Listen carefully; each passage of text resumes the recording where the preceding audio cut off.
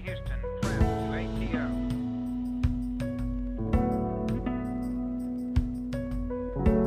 Nice to be in orbit.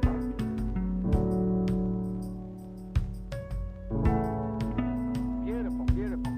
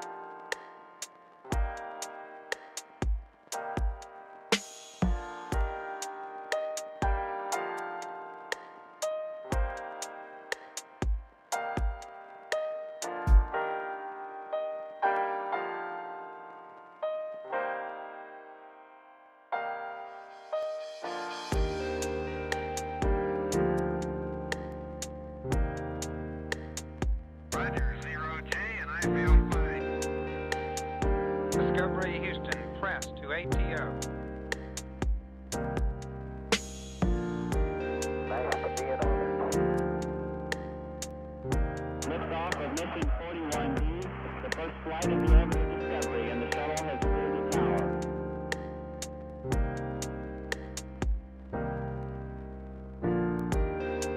3, 2, 1, 0, 0. Discovery, go and throttle up. Discovery's 4 computers now have primary control of critical vehicle functions.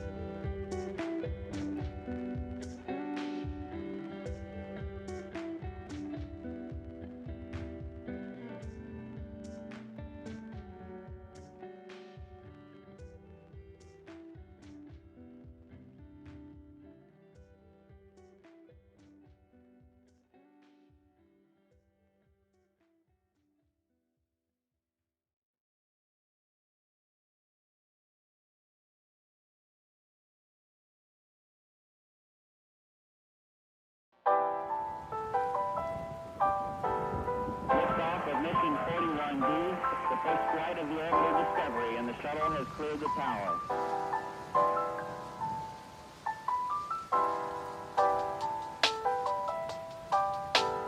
Discovery's 4 computers now have primary control of critical vehicle functions.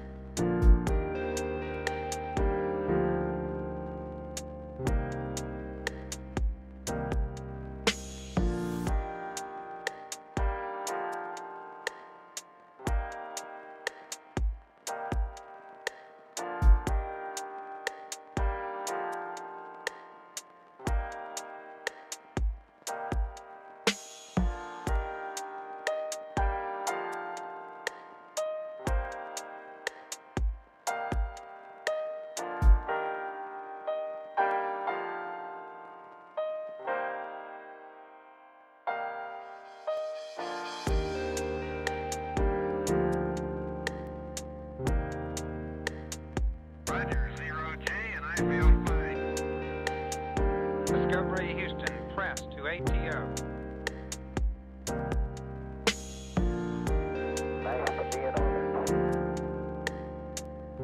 Liftoff of mission 41D, the first flight of the Evidence Discovery, and the shuttle has cleared the tower.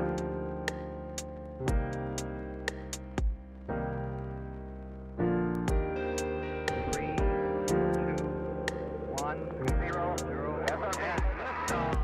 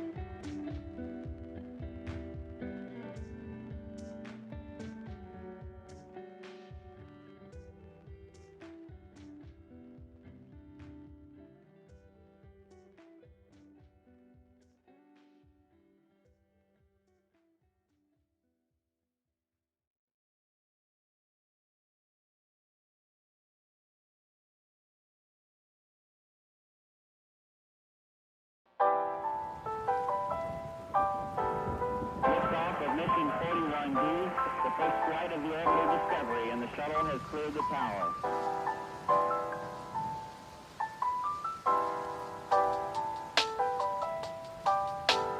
Discovery's 4 computers now have primary control of critical vehicle functions.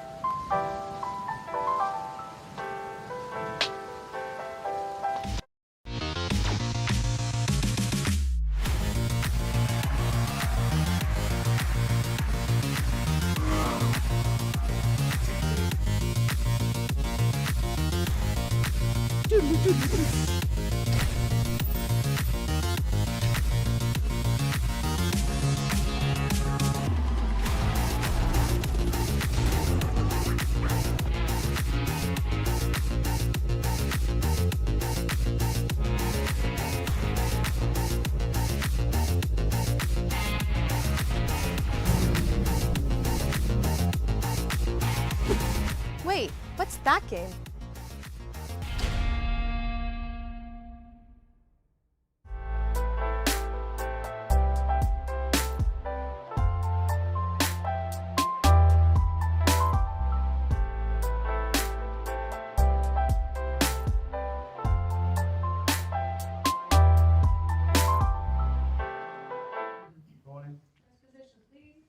Sign, perf, cut, take 13.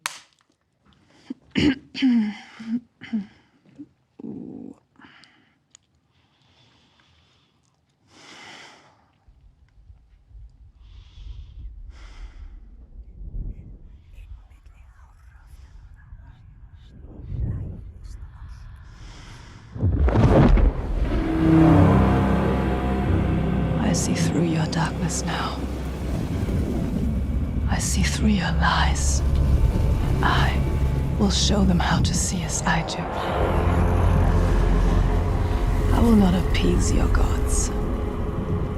I will destroy them.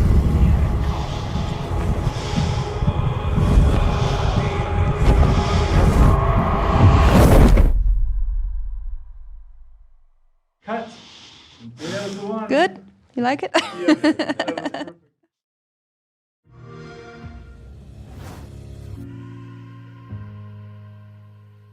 Out here, you make your own luck.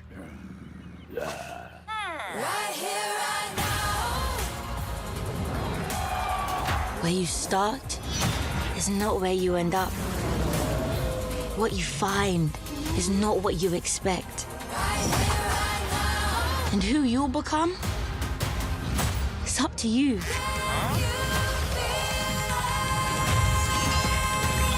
That's your cue, mate. Let's rock. The whole world is changing. Come on, no matter where the journey goes, you'll love what you discover.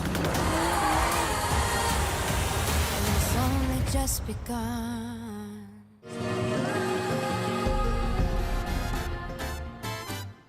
Welcome to the Ubisoft Forward pre-show. The main show will begin in 15 minutes, but until then, sit back, relax, and enjoy a jam-packed pre-show. The past year of Rainbow Six Siege has brought some of the most impactful updates in the game's history. We asked top creators from YouTube and Twitch to tell us what they think about Siege today. Siege is a completely different game than it was like 5, 4, 3 years ago. There's way more operators. There's so many things that you can test out when there's a new operator, whether it's the interactions with the other operators, or maybe the operator just has a cool gun and it's just fun to play. The zombie specifically, I guess, in the most recent, impactful defensive, add-on for operators. I fell in love with her. I thought it was cool that you could hide yourself, you could even hide the bomb chassis and convince people that the site that they were supposed to be attacking on wasn't actually there because you had, successfully hidden the bomb. Most hero shooters dream of having their entire roster essentially be viable operators, and I think Siege has really nailed that. When I stream Rainbow Six Siege, and someone who hasn't played in a long time, they come into stream and I'm playing Emerald Plains and they're like, what is that map? Like, who are you even playing? We're about to get the rework to Consulate, which I think is huge. Playing around on reworked maps and doing things like replay C4s and pulse scanning from below. Those tactical plays are some of the most satisfying that you ever get in gaming. Cross progression was awesome. I started on PS4, so I had several years from being one of those veteran year one players under my belt, and so I had all the cool skins and even levels, renown, all that kind of stuff.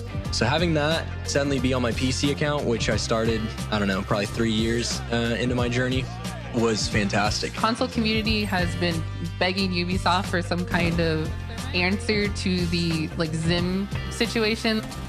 And I know the mousetrap was a huge, huge announcement that a lot of console players were waiting for. The most groundbreaking thing added to Siege for me was Ranked 2.0. I'm really excited for the changes for the shields. I feel like it's been a long time coming. I love things like the shooting range, being able to change attachments, switch seamlessly between weapons and operators. It's an amazing change. The newest season has just been released, and a whole lot more is on the way, so there's a lot of Siege to be excited for. Why not go watch a game in action and see for yourself?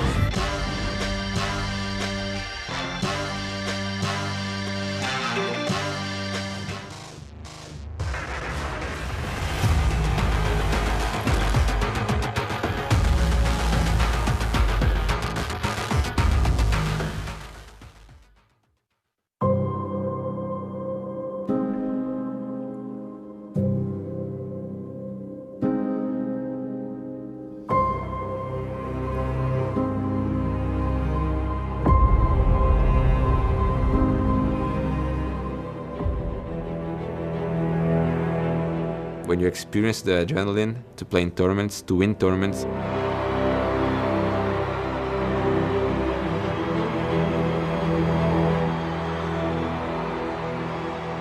you know that you can't live without that anymore. I feel like moving countries to pursue my dream and career was very difficult at the beginning because I had to leave some people behind, you know, in Brazil. But you have to be the best, you have to think that you're the best. There's a pressure like of being a team captain because, like for example, if I'm not scared to play a match, like my team's not gonna be scared, you know. Like on social media, when people see that, they respect me. Everybody's gonna look up to us like, oh, a new dynasty, you know, like the forbidden word. I feel we have everything that we need to be the best team in the world. We just have to prove to everyone else. My dream is to win like two big tournaments in a row. To win is the most important thing. If we lose this game or win this game, like, it's my fault, you know.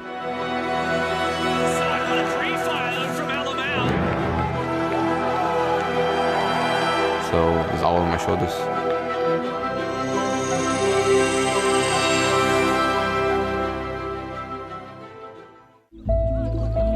We work in a discipline that has certain gaps between the people that make buildings and the people that use buildings, and I think we could use games and virtual spaces as a way of breaking down those boundaries and inviting new audiences to participate in architectural design.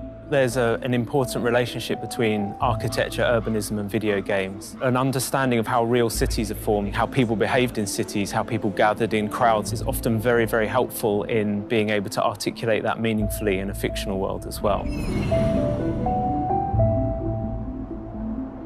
Video Game Urbanism is the name of our teaching studio. We've been teaching this for a number of years now, working with students to promote the use of game engine technology as an architectural method for design. We've been gamers since we were young, and I think that really informed, in some way, our decision to become architects because we've always been really interested by spaces. So Ubisoft approached us to reinterpret one of their games in any way we'd like to. We were interested in how Unity opens up the city in a new way, rather than just experiencing things from the street, being able to really kind of navigate across the buildings, the rooftops, the facade, interacting with architecture in a different way.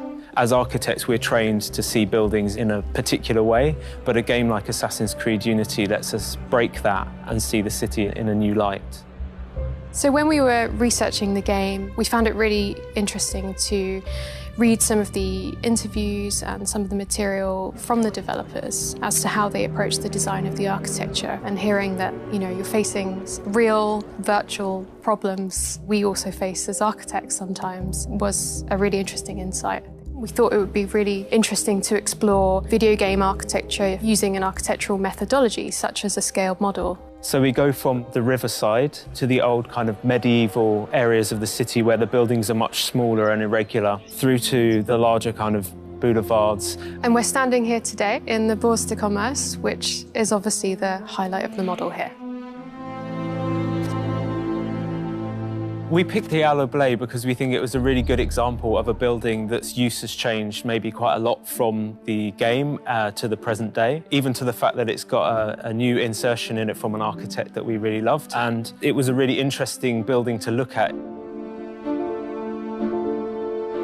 We We really like the way that games are totally kind of user-centric spaces, which is definitely something architecture can learn from.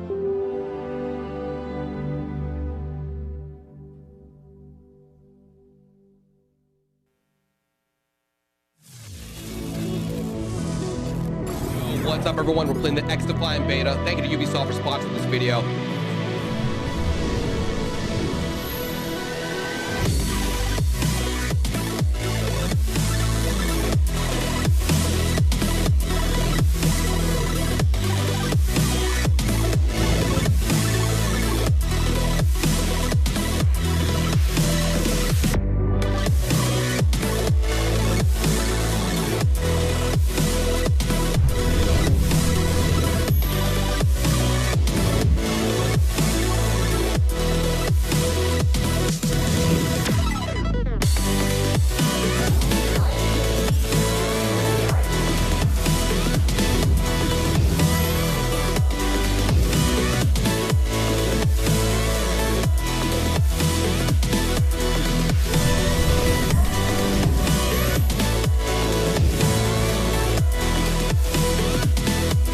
When I found out that Just Dance 2023 has a story mode now.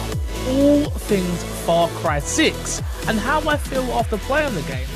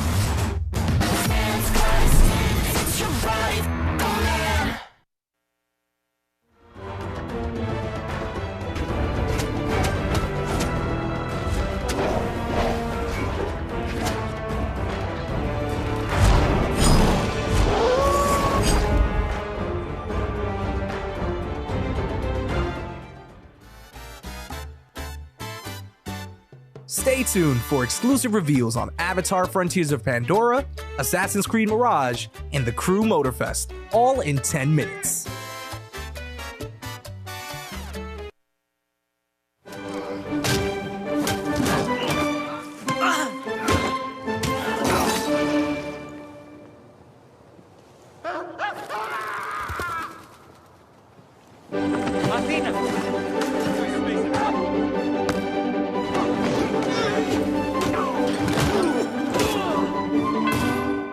It's okay to be scared.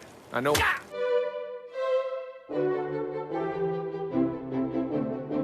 Get moron! You suck!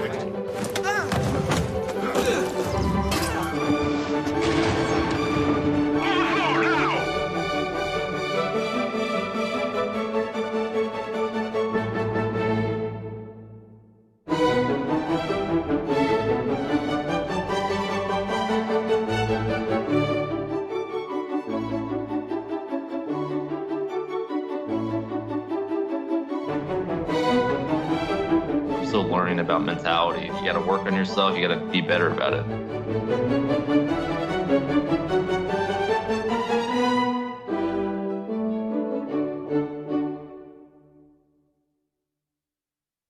Christine got blues. Christine got blues. She ain't got it.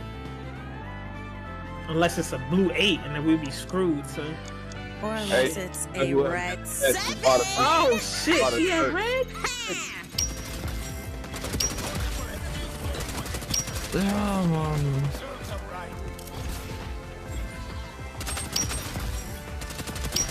Oh mein Gott! Clip das, clip das, clip das, clip das, clip das, clip das. Do it. Join the call. Yeah! He actually did it.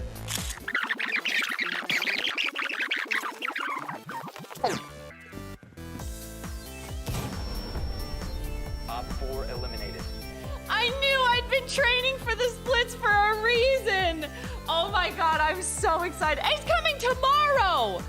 It's coming tomorrow! I'm amazed. I'm so excited. I'm so excited.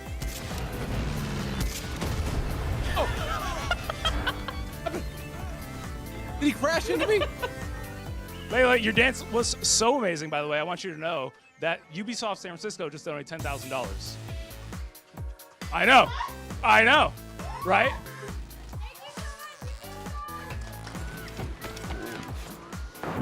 What in the fuck? What is happening?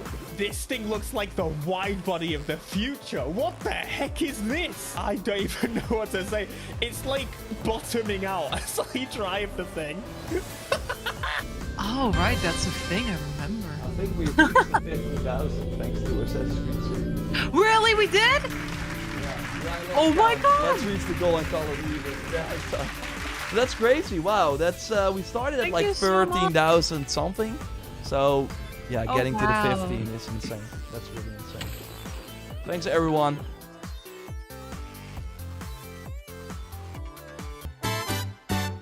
The show's about to begin. Get your snacks, get settled. Ready? Let's go!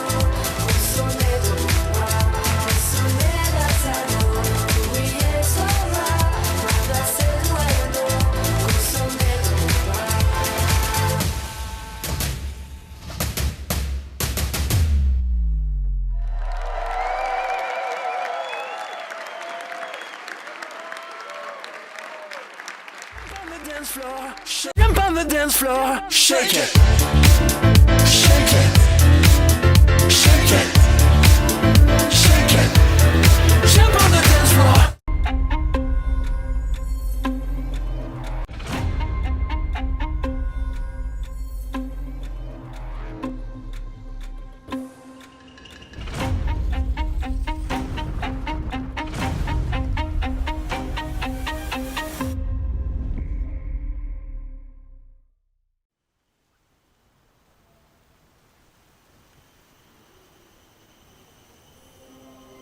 Bult efgosa na vieranil, tok be hemitse.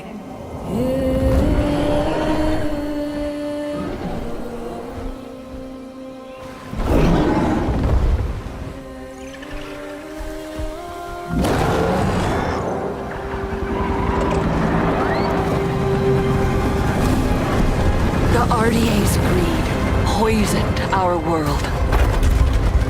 Secure the perimeter. All threats must be eliminated. They took everything from us. From me. I was trained in their ways, their technology, their weapons. Things that a Navi should not know. And then one day, they left. Hell's Gate is under attack. Evacuate now. Kill all the Navi children. But before they did, our teacher saved us and put us to sleep. This is your only chance to survive. And there I remained for 15 years. Until one day, I awoke. And I was free.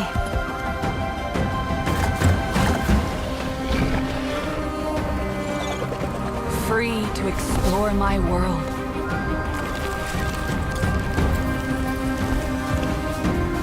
Free to decide who I was going to be. Free to discover what I was meant to do. Now you see what they kept you from. Your true home.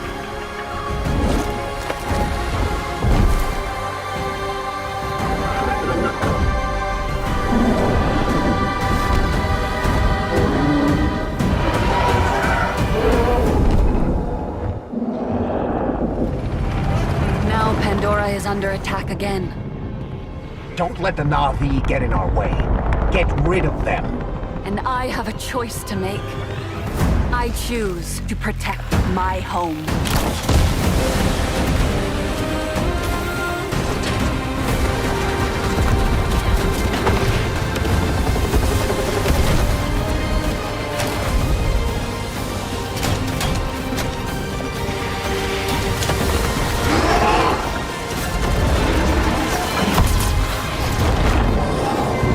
I was a child of two worlds. I am no longer. I am Navi.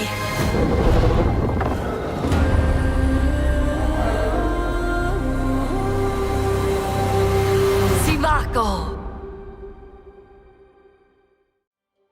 Hi there everyone, I'm Jim Cameron, the creator of Avatar and Avatar: The Way of Water. In developing both of these films, I set out to imagine another world, a world as rich and complex as our own. And we wanted the audience to feel as though they were really on Pandora, to dream with their eyes wide open, and to explore this world with our characters. And it's always been our vision to embrace technology to allow us to find new ways outside the cinema to immerse people in this world. Our friends at Ubisoft share this same ambition, and the team at Massive have been pushing the boundaries of what's possible in games to bring a new corner of Pandora to life. So with Avatar: Frontiers of Pandora, our creative team at Lightstorm has been able to share their insights with Massive's talented team, who are experts in creating living, open worlds.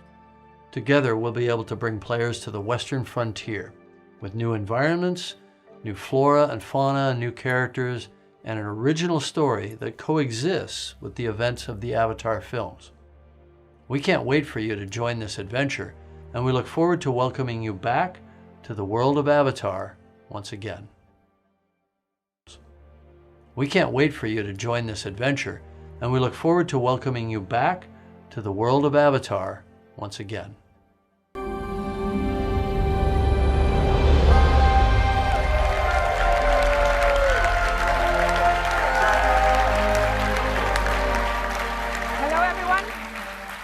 My name is Dieter Deenfeld, and as the game director, I'm proud to be representing the team behind Avatar: Frontiers of Pandora today, and excited to share a sneak peek of what we've been working on.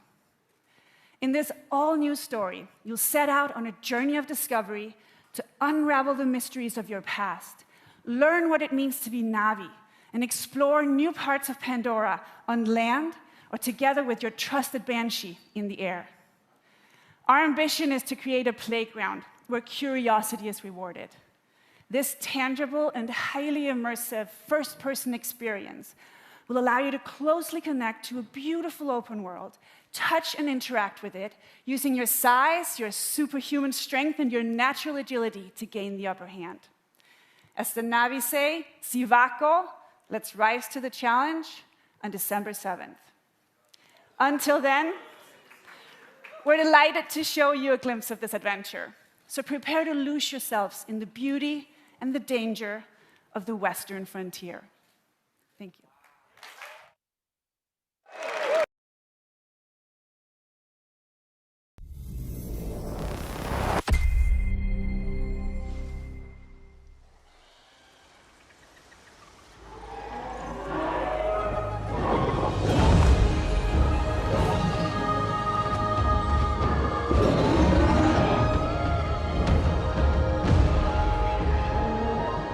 Welcome to Avatar: Frontiers of Pandora, a first-person action-adventure game that invites you to explore the engaging world of Avatar in an immersive open-world experience. I'm Didi Dienfeld, game director, and I'm excited to reveal what's waiting for you on Pandora. The story of our game begins when the RDA expands their operations to the western frontier. John Mercer, one of the leaders of the RDA, abducts you and other Na'vi children from your home to teach you the ways of humans, hoping to mold you and turn you against your own people. But his plan is interrupted by the Battle of the Hallelujah Mountains, and you are put into emergency cryosleep. When you awaken 15 years later, you are a stranger in your birthplace. Knowing the dangers posed by the RDA, you set out to take them down and look to secure the help of other Na'vi clans. Initially, you're perceived as an outsider, so you have to reconnect with your lost Na'vi heritage to gain their trust. On your adventure, you'll find your own path as you discover what it means to be Na'vi. You'll explore new regions of Pandora, each with their own unique biomes. The Kingloa Forest is a lush rainforest brimming with life and dense vegetation in the shade of awe-inspiring floating mountains. This is the home of the Aranahe, a clan of peaceful weavers who will guide you on your first hunt and on your first flight. The Aranahe will show you the way to the rookery, where you can bond for life with your very own Ikram. The Ikram is a devoted companion that you can name, feed, and customize. Experiment with acrobatics and feel a rush of adrenaline as you dive from the sky and explore the open world of Pandora from the air. If you travel north, you'll get to the upper plains, an expansive grassland filled with contrasts and open views as far as the eye can see. The nomadic Seswa clan live here in symbiosis with gigantic beasts called Sakru. Earn the clan's trust, and they will teach you the art of riding dire horses. And further west, the mysterious clouded forest, where hidden in the mist, nothing is as it seems. Here lives the Kamatiri, a clan of healers with their own dark reasons to stay hidden. RDA operations are threatening the balance of Pandora. They build facilities of all sizes to exploit resources at any cost, spreading devastating pollution. In the process, animals are hurt and poached. You'll need to stop the RDA from ravaging your home, and when you are ready, you will take the fight to them. As a child of two worlds, you can learn to master multiple combat styles. Your powerful instincts allow you to get an overview of the battlefield, mark your enemies, and identify weak points. Traditional Na'vi weapons are versatile and precise. You can use the longbow to hit long-range targets, or the staff sling to set up traps. For a more explosive approach, you can leverage your human training and go for the blast of an assault rifle, a shotgun, or go bigger with the occasional rocket launcher. On foot, you can also rely on your incredible strength to take down AMP units. Above the clouds, your Ikran will help you in aerial combat against the RDA. Destroying RDA facilities will have a tangible impact on your world. With the pollution removed, Pandora heals. You will be able to harvest the best quality material again and craft better gear and weapons. You will also find ingredients to cook and make meals to get stronger. As you keep discovering what it truly means to become Navi, you'll improve your skills by connecting to Awa through the Tarshu plant and learn from the memories of your ancestors. Skill upgrades can improve many aspects of your character, such as your natural agility to move through the world, your stealth approach when hunting or fighting, or the handling of your weapons and mounts. Avatar: Frontiers of Pandora is a captivating action-adventure game designed to maximize the power of new-gen consoles and PC. You will be able to play the full story campaign in single-player or with a friend online in two-player co-op. We invite you to explore this world of wonder. Become Navi and take down the RDA to protect Pandora.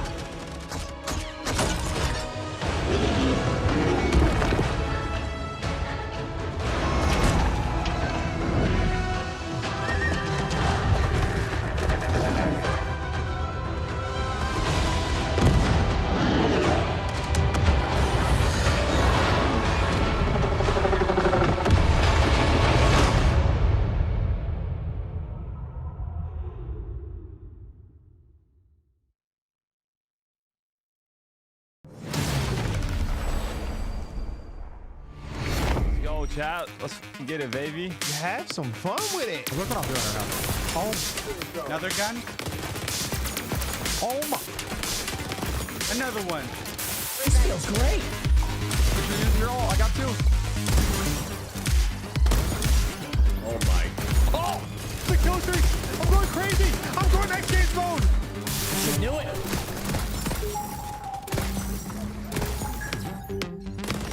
Yeah, that feels good. Good. Oh my shields. What the?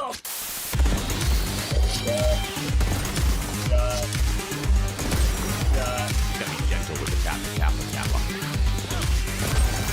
But yeah, this scope is so good. Oh my god, brother. See? Gentle. Yeah, now I'm using flow right now. That's a 5-piece. Oh, this game's fun, man. This game's great. I'm missing critical damage. What about you? I'm so excited about this game in general. I mean, I love like the pacing of the game, though. I think it all just works. You know what I'm saying?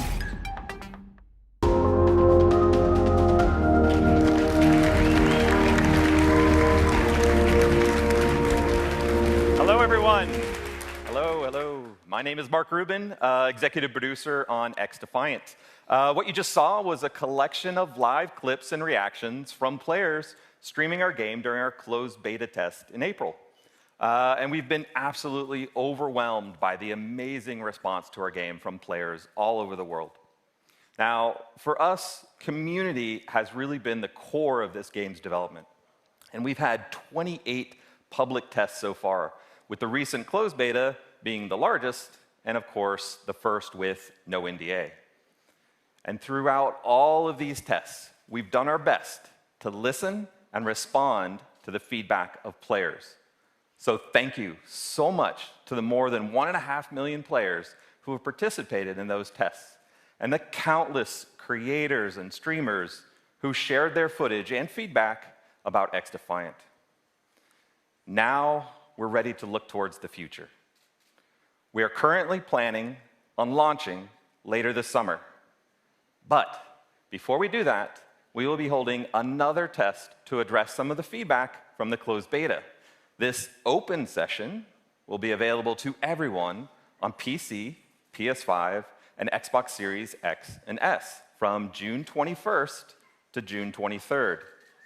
This is a short test, but we are opening it to everyone to get as much feedback as possible on our new netcode, our controller tuning, and of course, to stress out the servers as much as possible. So if you have not played XDefiant yet, this is your chance. But let's talk about what's going to happen when we launch later this summer. We will start with a 6-week preseason that will have all of our launch content with 14 maps, 5 factions, 24 weapons, and much, much more.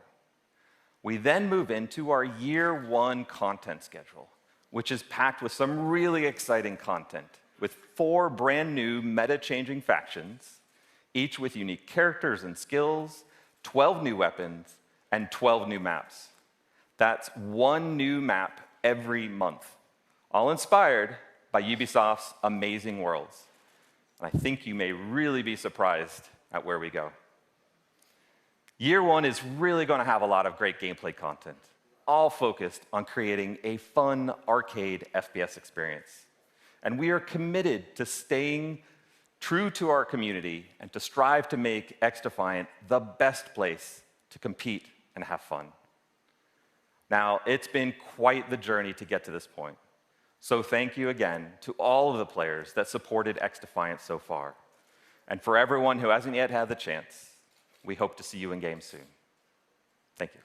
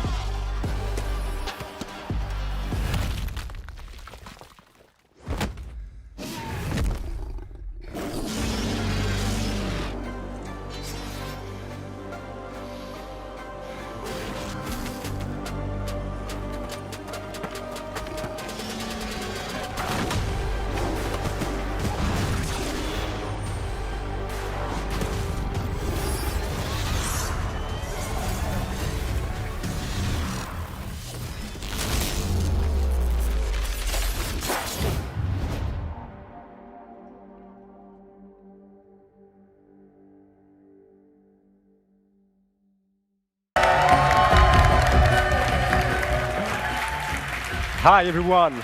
It's so exciting to be with you today.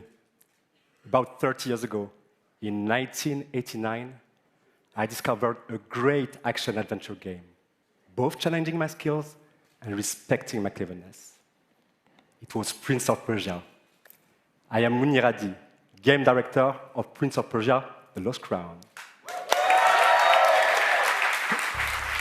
Time has come to open a new chapter and to journey in legendary Persia, in an era where the laws of mortals were ruled by the laws of gods.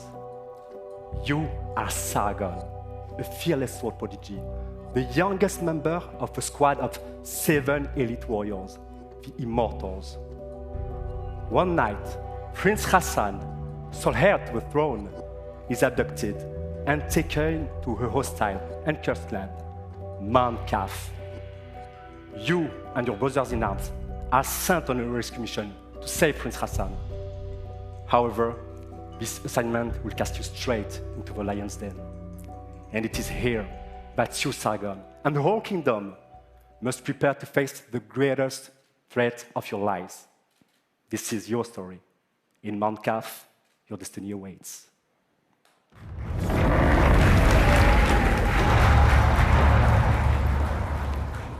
When entering Mount Kaf, your mission is clear. Find Prince Hassan and bring him back to Persepolis.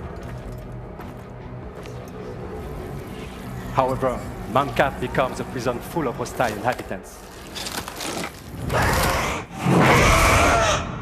Now separated from your allies, you discover a grand citadel full of mysteries, where time flows differently.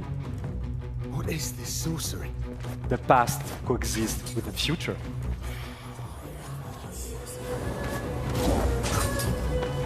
In this cursed land, exploration is everything.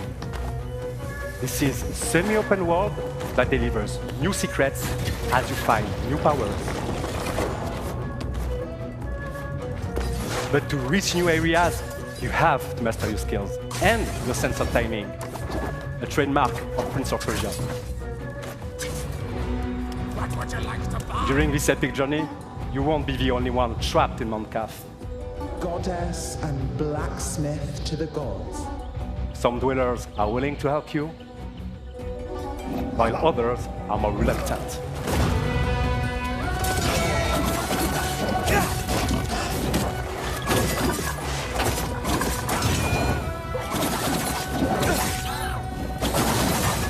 But Sargon is a swordsman like no other.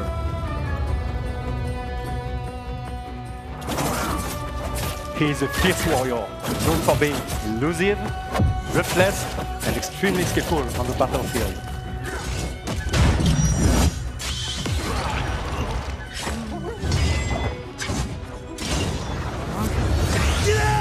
Fueled by anger, he constantly puts his life on the line to perform devastating attacks.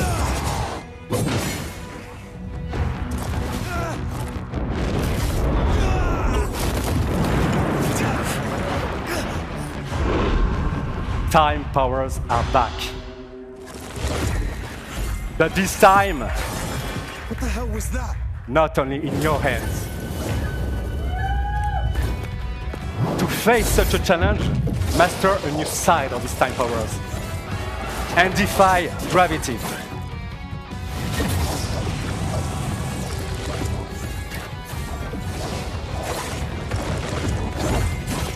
By combining all these skills together, you can express your creativity to solve Mount Kaf's mysteries and execute brutal combos in epic combats.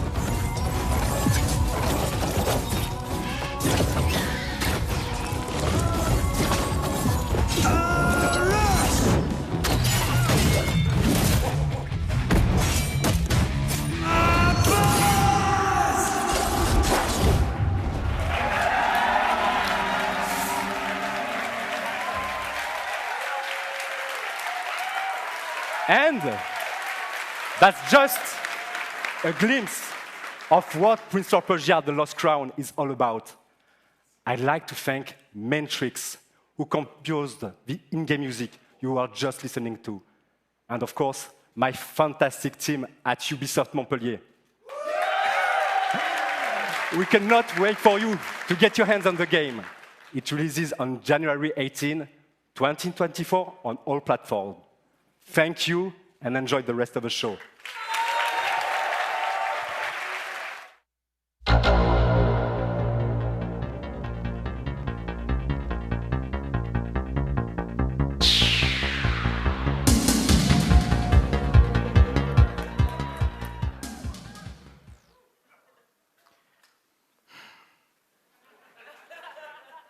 Hi. My name is Adi Shankar. I'm a TV and movie producer.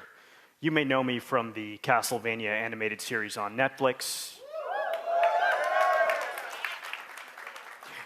or one of my fan fiction shorts on YouTube. 7 years ago, I got a call from Ubisoft offering me the opportunity to adapt one of their very, very, very serious franchises into an anime.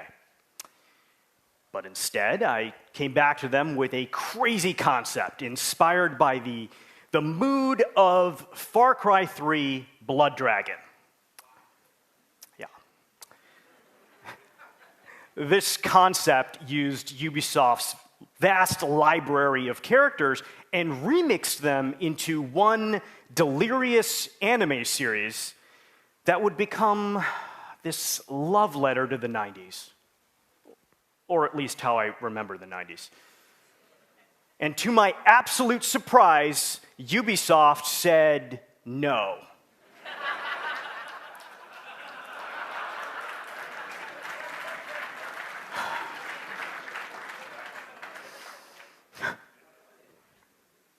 Just kidding. They said yes. That's why I'm up here. Come on. This is the story of how the first anime series by Ubisoft was born. Captain Laserhawk, a Blood Dragon remix. This show is many things. It's violent. It's a dystopian fiction in the spirit of the works of Aldous Huxley. It's a spoof. It's a satire. It's dark comedy. It's a love story. And as a descendant of Indian mystics, yeah, I can tell you it's the most philosophically conscious show you've watched in a long time. The series was picked up by Netflix. It was animated by the renegade genius pirates at Bobby Pill's studio. And today, I'm very happy to announce that barring an apocalypse, which may happen, it will be released worldwide later this year.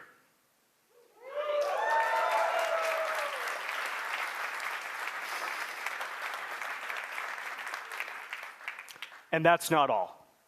I'm even more excited to share with you an action-packed, Easter egg-filled teaser trailer right now.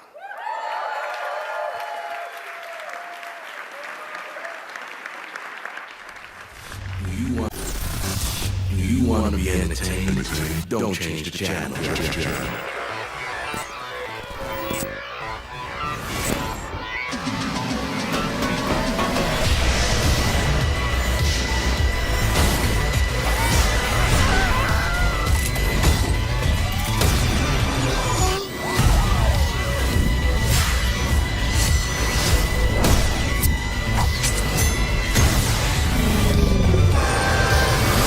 Join the revolution.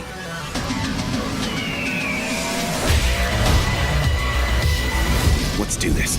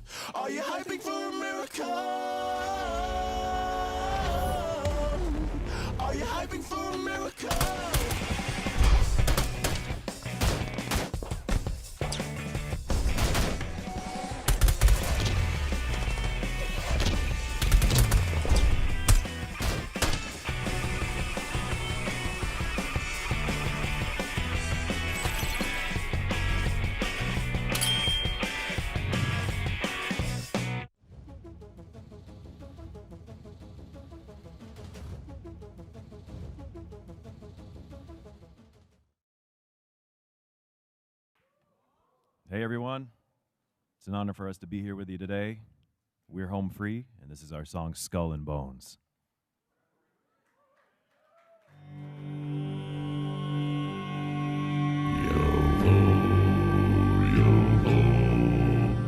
The seas forever roll, yo-ho, yo-ho. Till I'm not but skull and bones, yo-ho, yo-ho.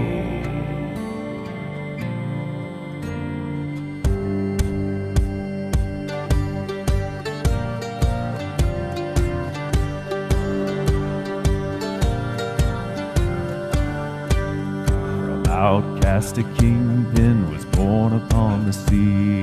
There was meant to walk the land, a pirate's life for me. Last year winding up the sails, don't speak to mutiny. Find yourself a wanton quarter, bottom of the sea. Among the shores of St. Anne to the eastern shores, I'll take my chances on the wind to loot and plunder scores. A flag, it stands for us alone, no one else around. We owe our honor to the sea and not to any crown. Yo-ho, yo-ho, the seas forever roll. Yo-ho, yo-ho, the winds forever blow. Long after I'm a Davy Jones, till I'm not but skull and bones. Yo-ho.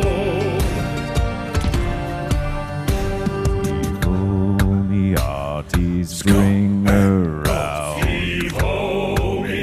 Please bring her out. A pirate's life for me I found. A pirate's life for me I found. Yo-ho, yo-ho, the seas forever roll. Yo-ho, yo-ho, the winds forever roll. Long after I'm a Davy Jones, till I'm not but skull and bones. Yo-ho.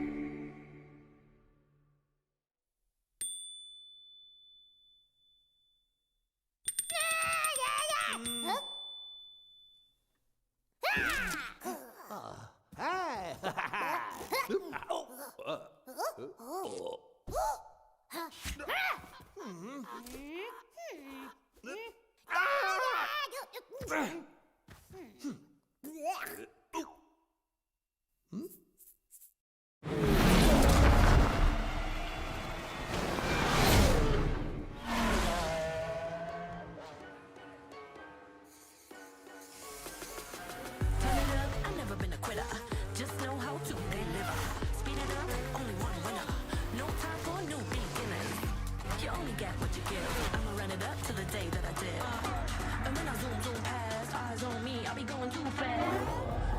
get what you give. I'ma run it up to the day that I did.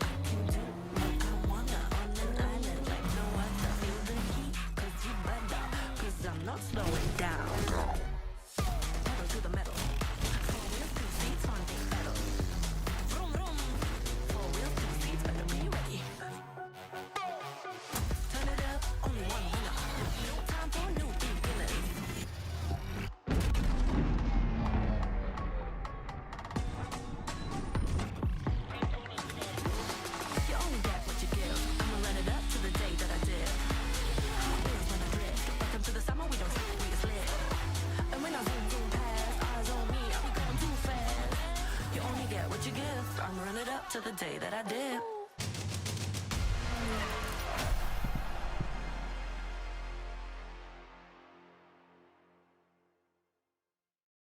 Thank you. Thank you. Thank you, guys. Thank you, everyone. 5 years ago, the Crew 2 took off.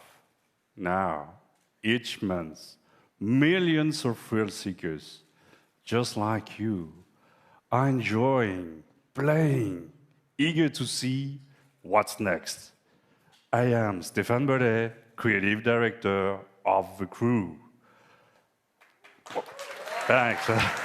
Hey.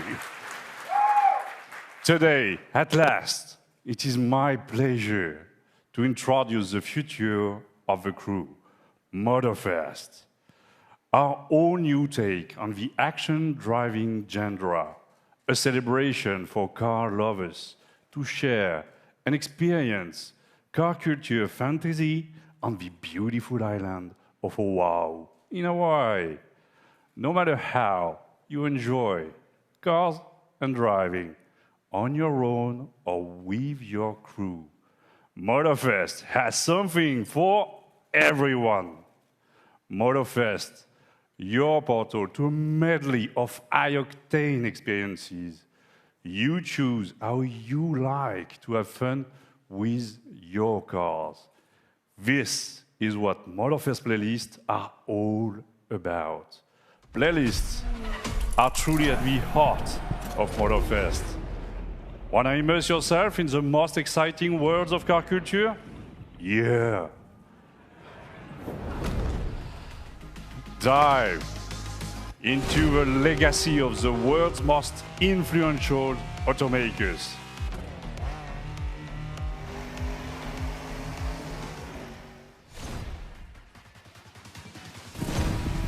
Light up the night street racing scene, Japanese style.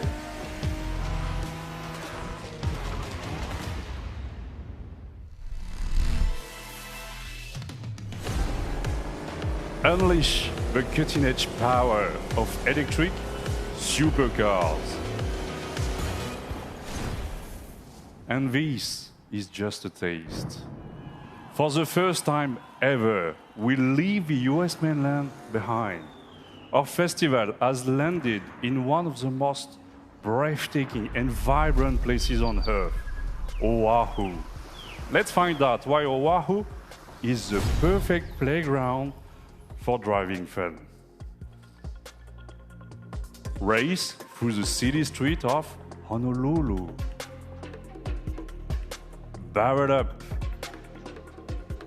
black ash-covered slopes.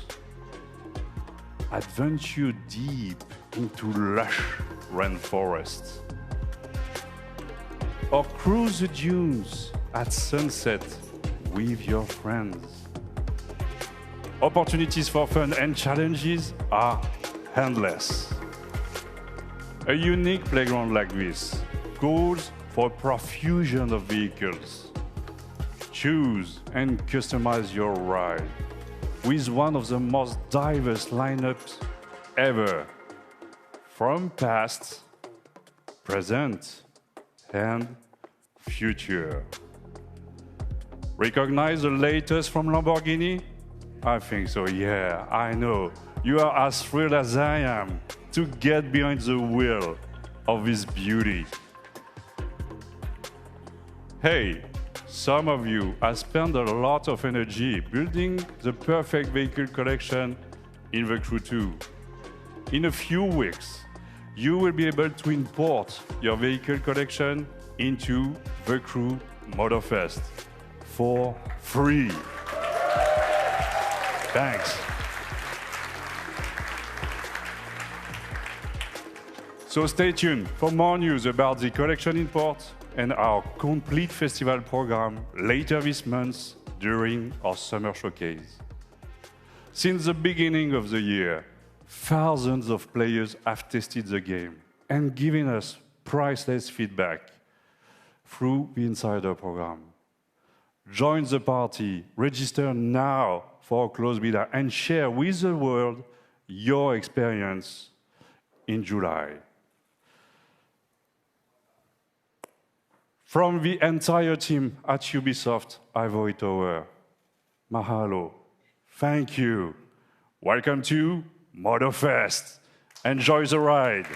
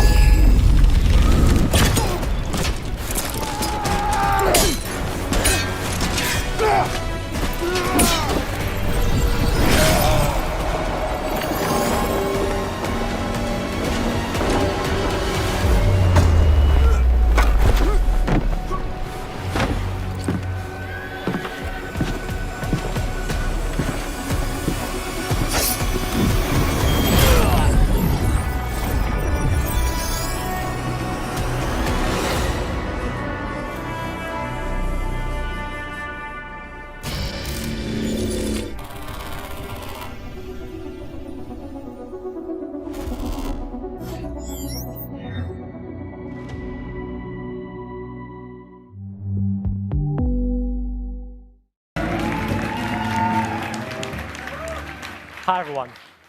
I hope you enjoyed that first look at this exciting new way to play Assassin's Creed. Coming to MetaQuest this holiday, Assassin's Creed Nexus will push the boundaries of VR and let you become the assassin. You will feel what it means to parkour, fight, and be stealthy. in new memories from 3 legendary assassins, Ezio, Cassandra, and Connor. I cannot wait to see our players feel the thrill of virtual reality in the Assassin's Creed universe. But there is more. Nexus is not the only game that will offer new ways to play Assassin's Creed. Assassin's Creed Codename Jade is our first open-world RPG game on mobile. It will take you to ancient China in a time of intrigue and conspiracy. In this brand new adventure, you'll experience the iconic Assassin's Creed gameplay for free, anywhere, anytime.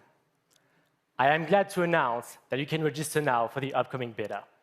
Here's a glimpse of what you can expect.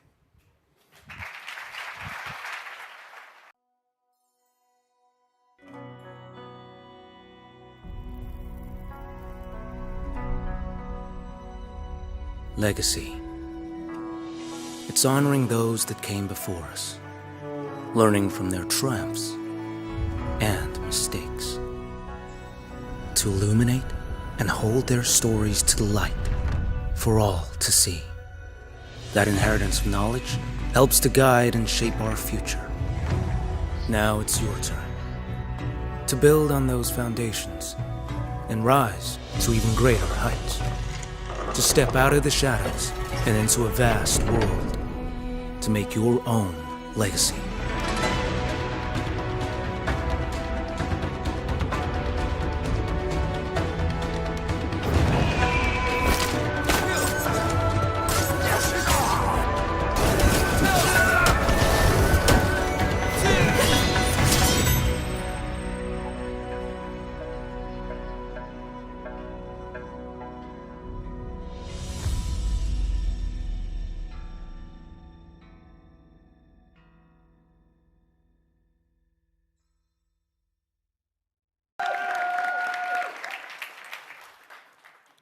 We've all been waiting for this moment.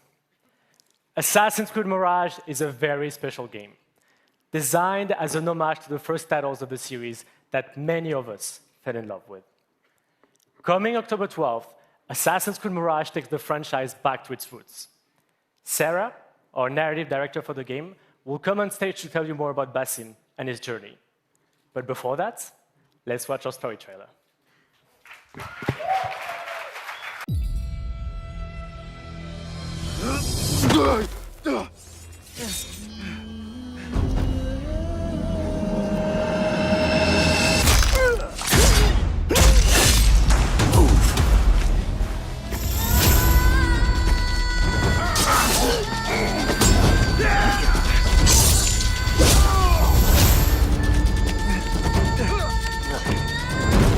What are you doing?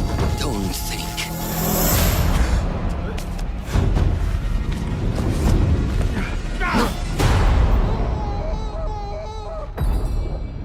Time to put my medal on.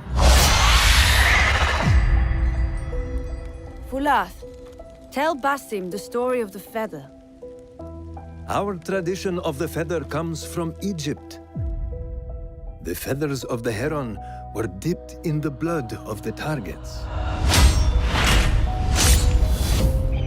The feathers forge our paths, remind us of who we are, who we can be. The Order has held dominion over men and their empires for centuries. Strike quickly and end this. Swallow your questions, serve without complaint. Who is she to tell you when to strike? Everything you do serves the hidden ones. That is a strange kind of freedom.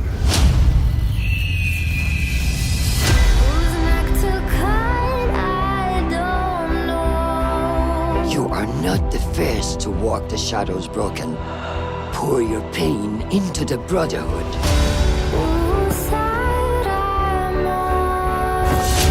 We are messengers of justice, and not the final judges.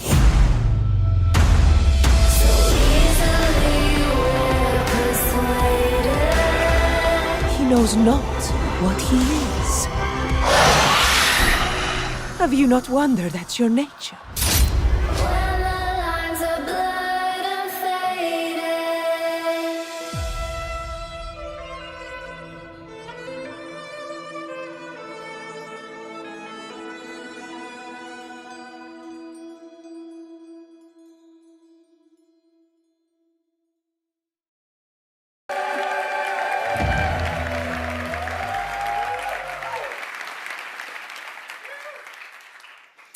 What does it mean to be free? What must be sacrificed in the quest for freedom and justice the hidden ones fiercely pursue?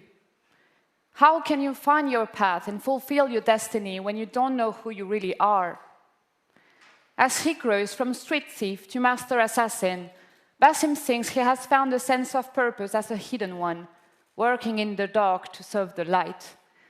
But his nightmarish visions keep haunting him, leading to more questions with no answer. In Baghdad, seeking the truth comes with a price.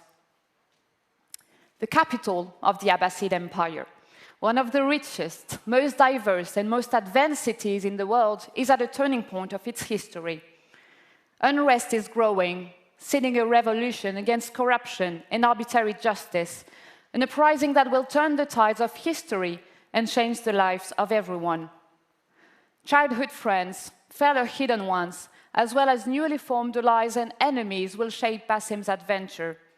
But his horrific visions are the face of a struggle that he can only handle alone. There is a lot to look forward to in Assassin's Creed Mirage, and the best way to make you understand our unique Back to the Roots experience is to show you the game. In the following gameplay walkthrough, we meet Basim right after the assassination of his first main target, as he reports back to Roshan in Harbiya's Assassin Bureau. Enjoy.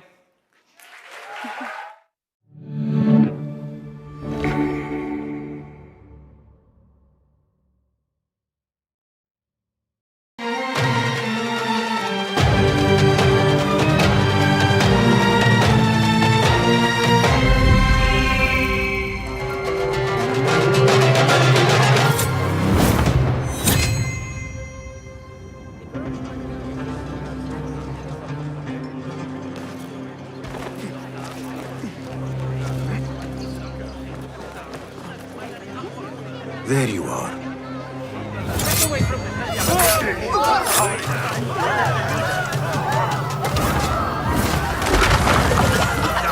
Don't let him escape! Time to vanish. Get back here, dog! You hear that, bloodbag?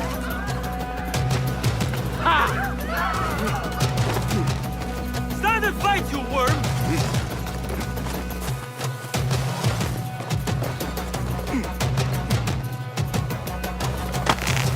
You're dead! Getting away!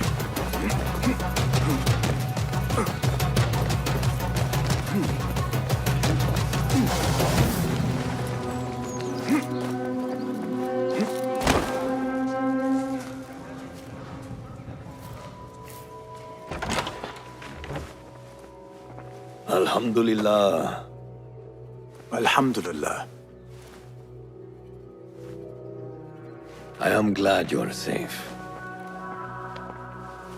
Alhamdulillah. A first of many achievements to come, Basim. We should only hope. There's still much work to do. While our focus was on Al-Ghul, Fulav quietly scouted the city for where we could erect more bureaus. I have found dwellings in 3 districts that are most unassuming. Abid and Rebecca have arrived from Alamut and set off to Al Abbasiyah and Karh. I will make my way to Sharqiyah shortly. And I will join Rebecca in Karh, where corruption is as common as the arid air. See Abu Ja'far about some things he's been working on. Then come find us. Have a look, Basim. I may have something that is of interest to you.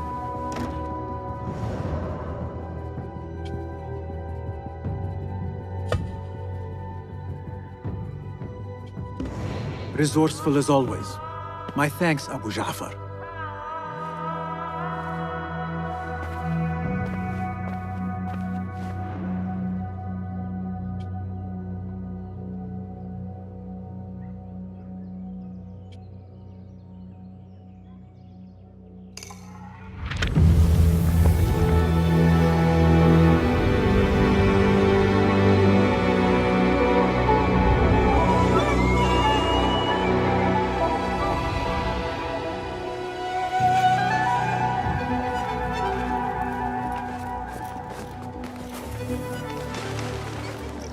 This is the place. What do you see, Enkidu? Let us reconsider the approach.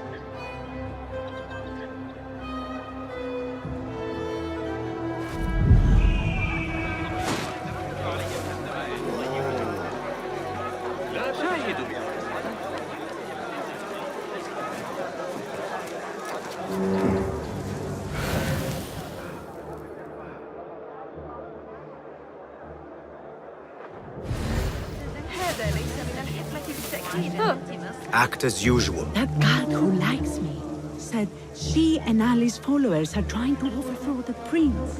What madness! They will surely fail.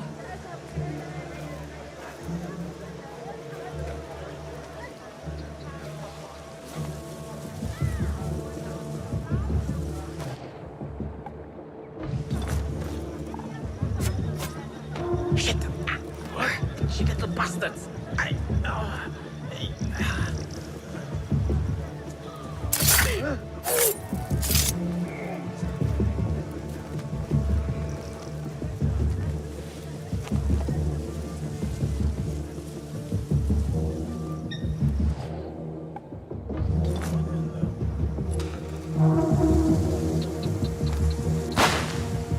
What? Hey! Die now!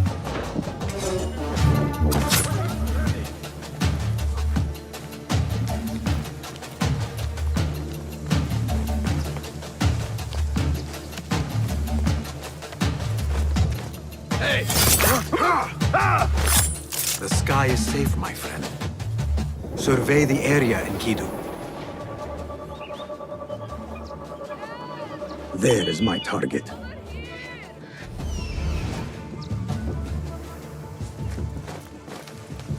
I heard his favorite was a spy, and that could be why we had a lot of...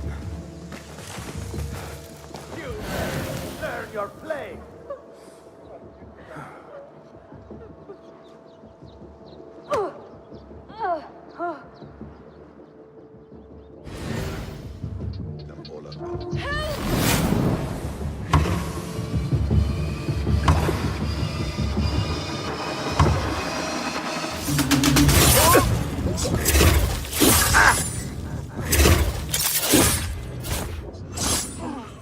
Tell me what I wish to know, and no more need die this day.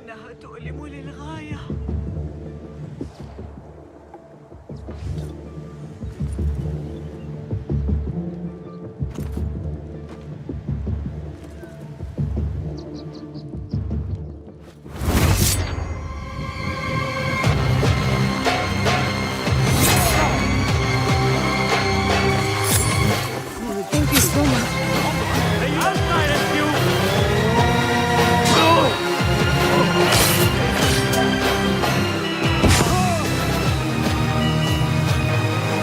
Come on. Idiot! Stop him! No!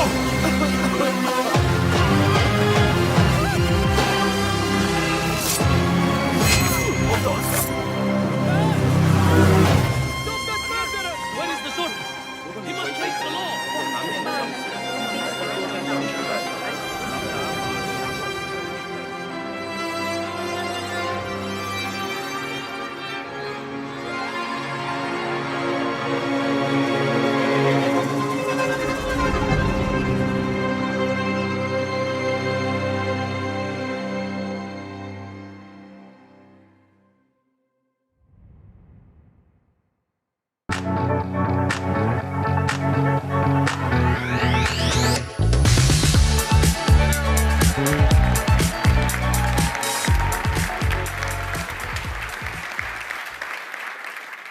Hello, everyone.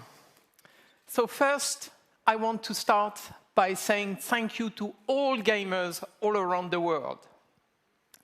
It's thanks to you that we are here today. You are at the heart of everything we do. And to all Ubisoft teams around the world as well, I would like to say a big thank you.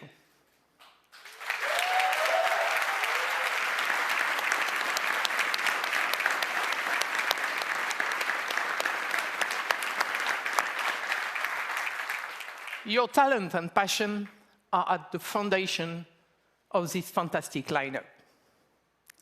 So I hope you are all excited to explore the amazing playground you have seen today. At Ubisoft, we are creators of worlds. We are also proud to partner with some of the biggest names in entertainment to create original stories in beloved universes.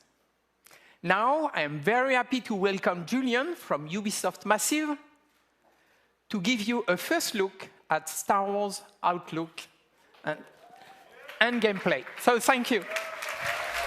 Julian?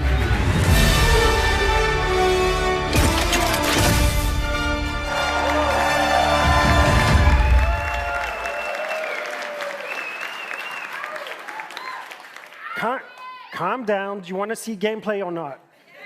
All right. Let's get over the speech and let's get to the gameplay. Star Wars Outlaws takes place in a time of great civil unrest across the galaxy.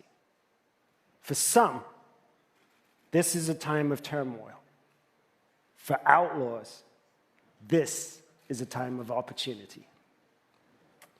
As a cunning thief, Kay Vess and her companion Nyx fight for survival every single day, relying on their skills and resourcefulness to get by. As they struggle to make ends meet, Kay and Nyx dream of the day that they will finally be free. But while seeking this freedom, Kay unexpectedly becomes one of the galaxy's most wanted. So to free herself from the bounty that follows her, Kay will need to pull off one of the greatest heists the Outer Rim has ever seen. As they navigate the underworld, caught between criminal syndicates and vicious, ruthless villains, Kay and Nyx will manage their reputation by taking on risky contracts and navigating complex relationships, all whilst avoiding oppressive imperial rule. Kay and Nyx's journey will take them across the galaxy through stunning, varied open-world locations and the wilds of space. One of these locations is Tashara, a moon that features windswept savanna and amberine canyons. Carved into Tashara's striking landscape, the city of Miragana serves as a central hive of scum and villainy. Kay and Nyx will encounter several criminal syndicates that learn that everything is measured in the value of influence, reputation, or cold, hard credits. This presents an abundance of opportunities and dangers for a young, ambitious scoundrel like Kay. On behalf of Massive in Sweden, along with Ubisoft Annecy, Barcelona, Bucharest, Chengdu, Milan, Montpellier, Paris, Shanghai, Toronto, and our amazing team at Lucasfilm Games, it's our privilege to present to you this first ever look at Star Wars Outlaws gameplay.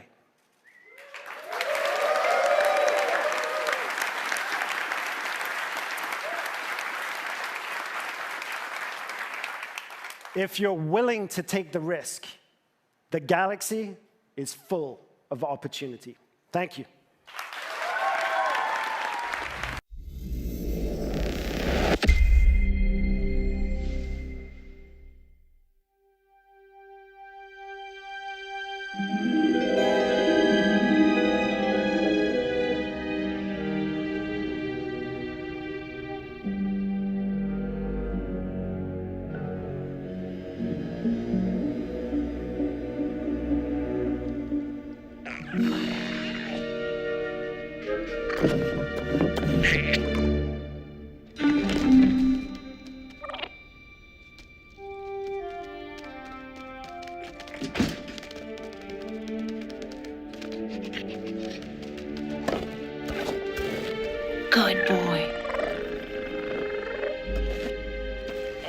that fighter stripped for parts by tomorrow.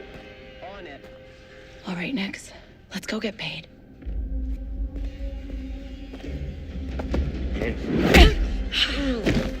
That worked. He's the boss because he knows how to handle the Empire. We cannot trust those officers. They take our credits now, but what stops them from stabbing us in the back? Nix.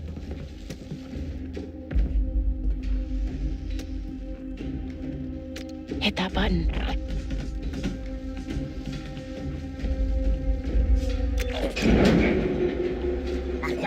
Nice one.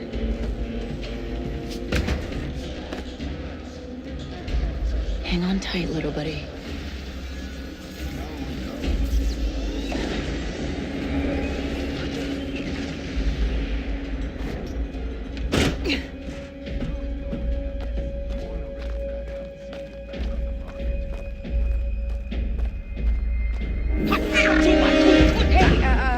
I was just leaving. Okay, we'll figure this out.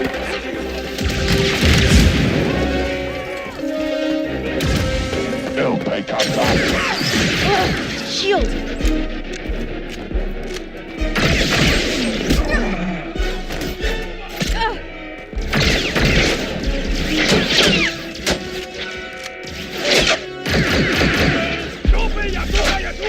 Hey, Nick! Catch!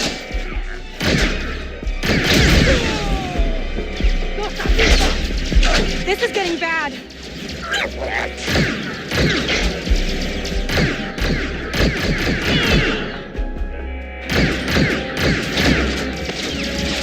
Let's try this out.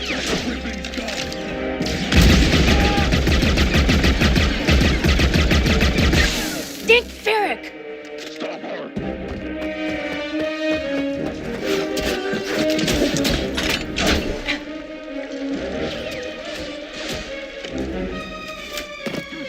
I think that went pretty well, right?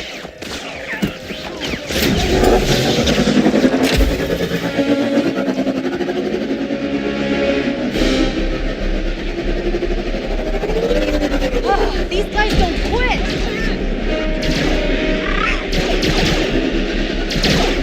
Hang on!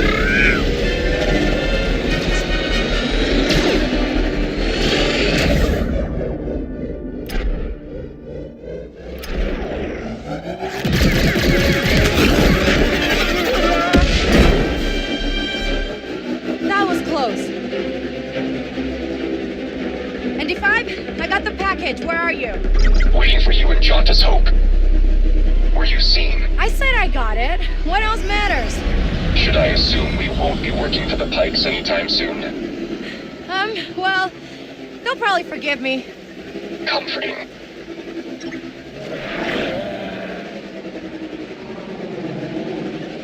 There's Jauntus Hope. We made it, Nix.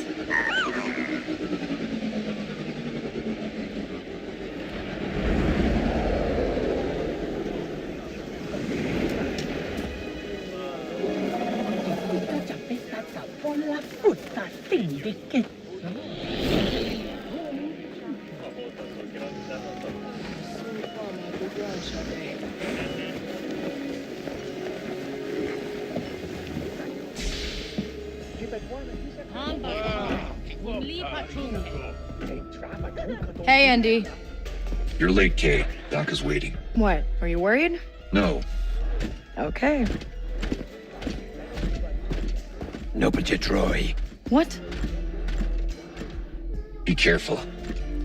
Danka's a broker, not a friend. She can't be trusted. Who can out here? See you back at the ship.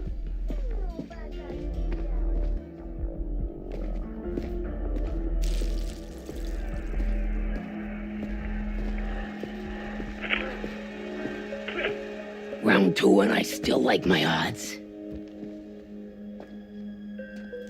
Kay Vess. Back already. I told you she's fresh, but she's good. Who's this? Just a friend. Join us.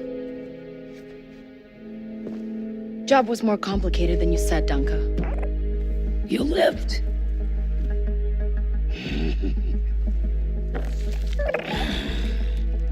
Hey, these aren't toys.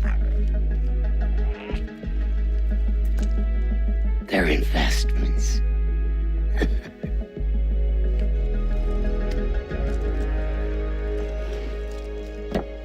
Wait. We haven't met. Don't really know many of you.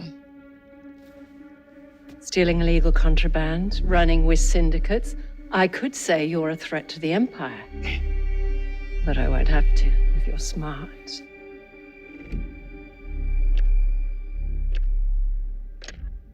Thanks, but I'm smart enough to get myself out of trouble. You pay the tax just like everyone else. Whoa, kid, let's just relax. You won't make it off to Shara alive. Maybe.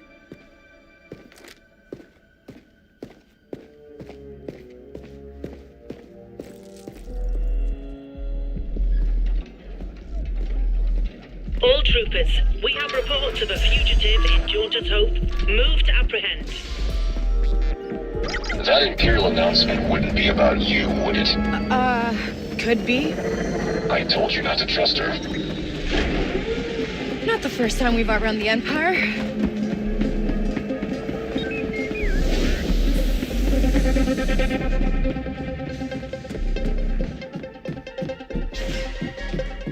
We need to leave. Yeah, no kidding.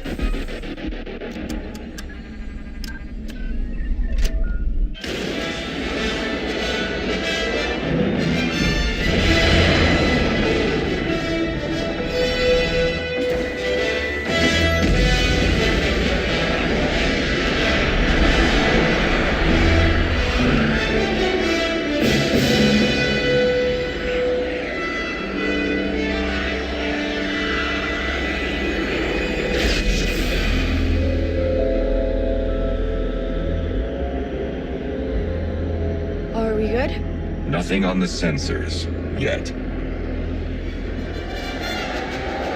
Anybody on the sensors now?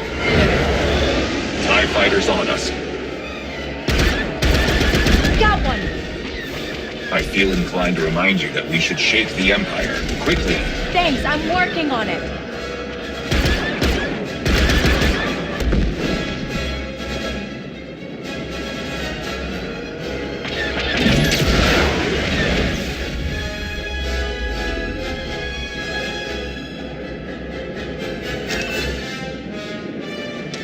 ND, get us out of here. Spooling hyperdrive. Let's jump.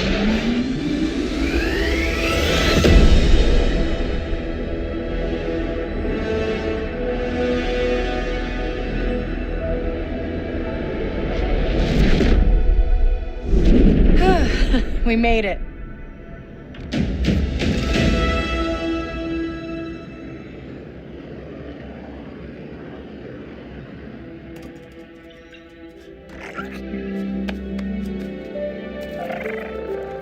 Hey.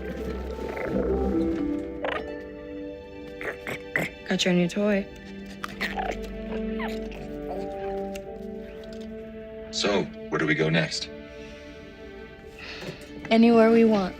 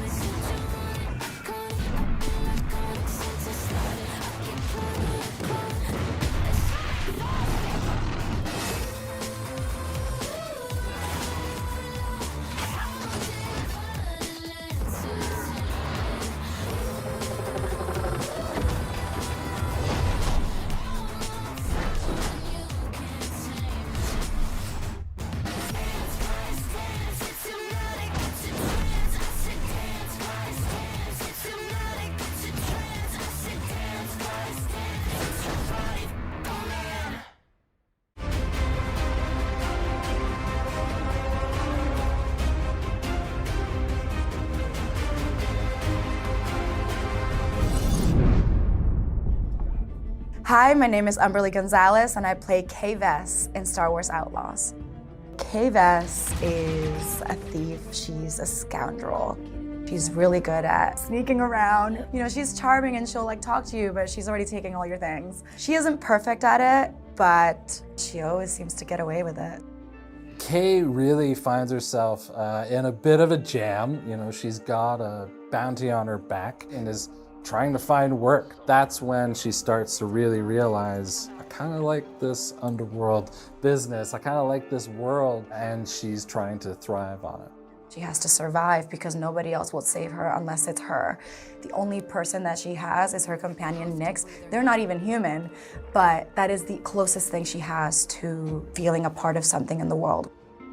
I also think that Nyx, in a lot of ways, is kind of an extension of Kay, both in a gameplay sense or a story sense, you know.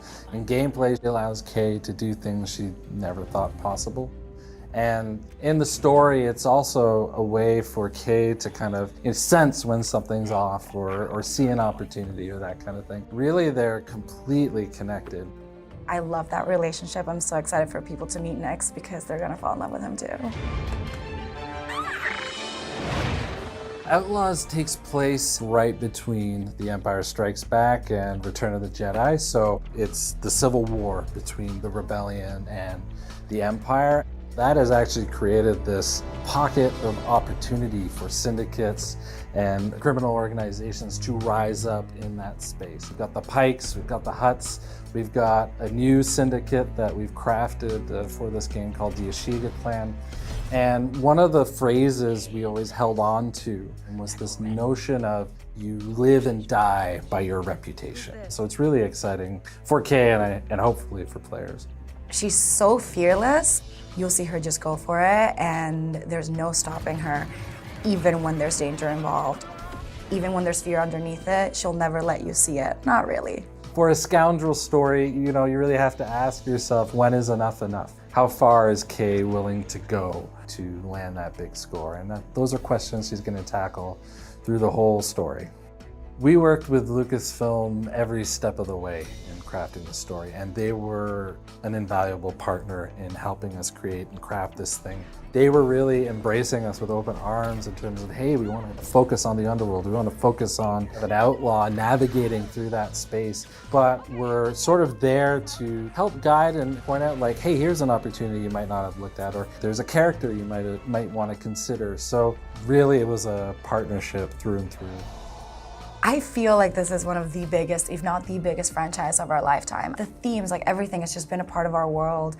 And for me and for the world of Star Wars, I know that people are gonna love this game, not just for how amazing the gameplay is, but like the story itself, to see a young girl become a woman and become an outlaw. What, are you worried? No. Umberly's energy, her humor, her wit, all of that really has kind of helped inform the character. She has a way of jumping between that matinee action, high stakes tone to shifting to really intimate, really personal performances that make you connect to Kay. Getting to bring my own heart and then mix it in with that confidence and her toughness and her charm and wit, it's really fun. It makes her very endearing, even though she's a very tough person. You won't make it off to Shara alive. Maybe. And yeah, it kind of feels like she was always meant to be Kay. She informs it in every way. I love bringing a character like this to life, and it's an honor, honestly, to be a part of this world. It's definitely a dream come true, and I'm still doing it, so literally like about to hop and do a scene right now. So it's all just exciting, and I feel now I'm really locked into the character. The team is amazing, and I feel very supported, and I'm happy that they found me, because I feel like I was meant to play this role.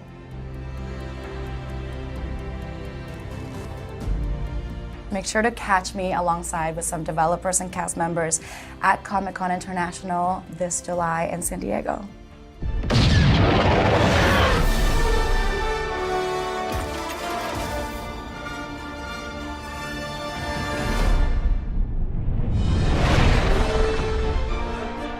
Hello and welcome to the Star Wars Outlaws official gameplay walkthrough breakdown. I'm Chastity Vicencio with Ubisoft News, and I'm joined by narrative director Naveed Kavari, creative director Julian Garrity, and game director Matthias Carlson, who are going to give us more information about what we saw in the gameplay walkthrough. Here we go. And this is our first ever introduction to Nyx. Nyx is a Merkal, a rare and exotic creature whose home planet still remains a mystery. He's got a very curious personality, as you can see here. He can be a bit stubborn, but he has an incredibly strong bond with Kay and always follows her lead. She's grown up with Nyx for most of her life. He's not just a pet, he's family. And here we have Kay. First introduction to a brand new scoundrel in this galaxy. Kay is a young thief who's found herself on the moon of Tashara, which is a hive of underworld activity. She's picked up a high-risk job to steal a priceless, sort of mollusk-like object from a lieutenant of the Pike Syndicate. Once she's grabbed it, with the help of Nyx, she's going to turn it in and earn some much-needed credits. So Pikes are one of the syndicates that we'll be tangling with in Star Wars Outlaws. And the Pikes here are borrowing without permission some vehicles from the Empire and the Rebels and different people and cutting them up. Nyx.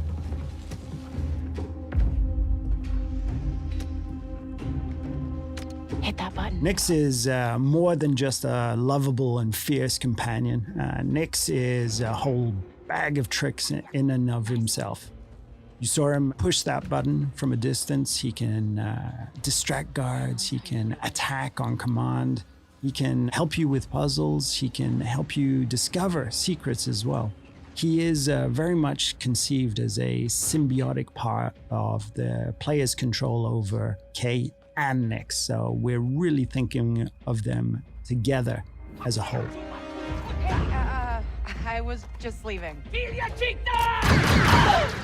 So when we meet Kay in the beginning of the game, she knows her way around the blaster. It's not necessarily her first option or primary tool to solve a problem or a situation. However, as we progress through the game and its many ever more dangerous situations, both Kay and the blaster itself will evolve and improve. And you will soon find it to be a central and very versatile tool for more than just directly taking out enemies. Okay, we'll figure this out.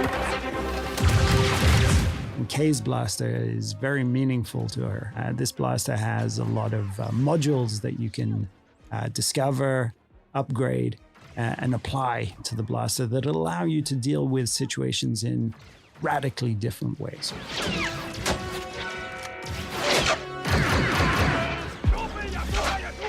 Hey, Nyx! So here I think we have a very good example of the type of role Nyx can play, even in something like a full-on firefight, where that enemy that we took out dropped the gun that he was just about to shoot you with. Nyx can, slink down and retrieve that weapon for you. Let's try this out.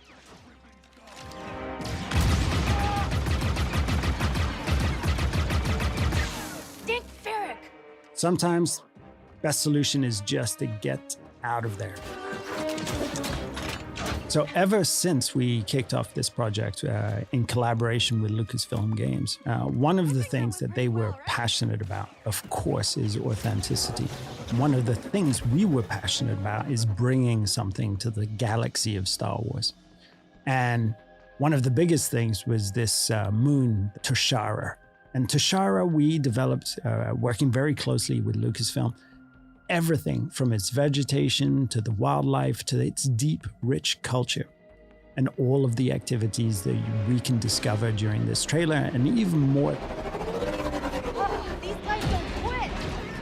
One of the key pillars for both Kay the character and for the core gameplay in general in Star Wars Outlaws is what we call a resourceful underdog. Kay is a capable and daring person. And we reflect that in gameplay with you having access to a wide range of actions and abilities, ever growing, of course, as you play through the game, ranging from stealth to full-on firefights. So as we saw here, shooting from, driving your speeder full speed ahead under fire from enemies. We said if we can make the player think like, oh, I can't believe I made it, when they just play through something, it's a success. Kay's reputation with the syndicates will play a big role in how she approaches her journey, whether it's the Pikes, Huts, or others. We had a saying that in the underworld, you live and die by your reputation. As if a job she takes hurts the syndicate, those opportunities aren't available. So her choices play into how she experiences her journey. There's Jonta's Hope. This is Jonta's Hope. Jonta's Hope is one of the settlements that we have in the game. So this is a tiny outcrop, an oasis of civilization in these windswept plains. And it usually contains a drinking hole, a cantina, and these are hubs of activity too. So we very much enjoyed developing how it would look and feel and what sort of vibe that cantina would have. But this is just one of many settlements and cities that Kay will discover across the galaxy. And that includes the capital of Miragana, a city on Tashara filled with corruption and underworld activity. No. Okay. ND5 is a BX commando built by the Separatists and battle-hardened during the Clone Wars. Nowadays, though, he serves as kind of an enforcer droid in the underworld. He's partnered with Kay as they attempt to pull off a big, high-risk job. It's the opportunity of a lifetime. Not a friend. She can't be trusted. Who can out here? See you back at the ship. So various jobs and favors for the different characters and factions you encounter. They play an important role in everything from learning new things, actually unlocking equipment and abilities, to managing your precious reputation in the underworld, which is the key to some of the most lucrative opportunities out there. Important note though, something that's key to the fantasy of the free scoundrel lifestyle is that you're never in servitude of anyone. You're making your own choices, carving your own path through this world, making a name for yourself. Job was more complicated than you said, Danka. You lived. Who she works for, whether it's with syndicates or otherwise, is crucial to creating a reputation for herself. And then how she approaches those syndicates through those choices is going to be key to gaining bigger and better rewards, whether it's for credits or priceless artifacts. Wait. So nothing in the underworld is black and white, and we wanted to reflect that in the choices she makes when taking on jobs. This is one example of many. Does she just hand over what was stolen, keep a cut for herself, lie about how the job went down or the intel she learned? It's really left up to her. In these scenes where we're going to give a choice to the player, and these choices, there is no wrong answer. There's just ways to weave your own story, ways to change, challenge, increase your reputation with certain factions and syndicates, decrease it, gain an advantage or a different perspective on the story too. So we put a lot of effort in giving the player agency over their own trajectory. Thanks. So the game takes place in the original trilogy era. So the Empire is at the height of its power and reach. So they're always looming there, somewhere in the background, ever watchful. But as you can see here, we want to show a different side to the Empire and how it intersects with the underworld, and that means corruption. Particularly on Tashara, even though it's Imperial run, the local governors and officers lean into corruption and have worked out special arrangements with the syndicates that benefit them. So this is the wanted system, and the wanted system is something that's going to be ever present within the game. If you are caught or challenge the Empire, you're going to start to get wanted. And if you continue, you persist, and you do even more actions, that wanted level's just going to go up. At the highest levels, the Empire will throw a huge amount of resistance and forces in your way. So that's something that you can play around with, but you're best off trying to avoid as much as possible. Very important for us in this experience is that there will always be some way for you to de-escalate or escape. Oh, this is the Trailblazer. Now, if there's one dream that a lot of game developers have, it's to help design a spaceship for Star Wars. And this is our take on that, the Trailblazer. The Trailblazer is an EML 850 light freighter from the Republic era, but to Kay, this is home. And if you're a scoundrel traveling throughout the galaxy, the first thing you need is a ship. And for Kay, there's none better than the Trailblazer. So now we're in space. And, you know, one of the things that was very precious to us is having this seamless experience of going on foot to your speeder, to your spaceship, out of the atmosphere and into space. And space is a dangerous place, but it's a place full of opportunities too. So we'll be using it for combat, both on an intimate dogfighting level, an epic level with bigger ships, but also for discovery, exploration, and special surprises. Let's jump. It's important to hit those classic, iconic notes of Star Wars to remind players of the era that they're playing in, and the fact that the galaxy is something that is wide, diverse, but iconic at the same time. One of the things that is important for us is that every planet that you will visit in this adventure has a distinct profile. Not just a very bespoke story, but also wildlife, an ecosystem, and situations that really radically change from location to location. And space is just another part of that. So we're trying to develop distinct profiles for every single orbital region. We knew from the start when we sat down thinking about this game that we wanted to offer that full seamless experience. You know, sitting in a cantina, in a city on a planet's surface, jumping on your own speeder, driving to your own ship, and as we just saw, seamlessly flying into space is something that we are incredibly pleased and happy and excited that we're able to actually offer. We really enjoyed making this, and we can't wait for you to experience a new Star Wars adventure.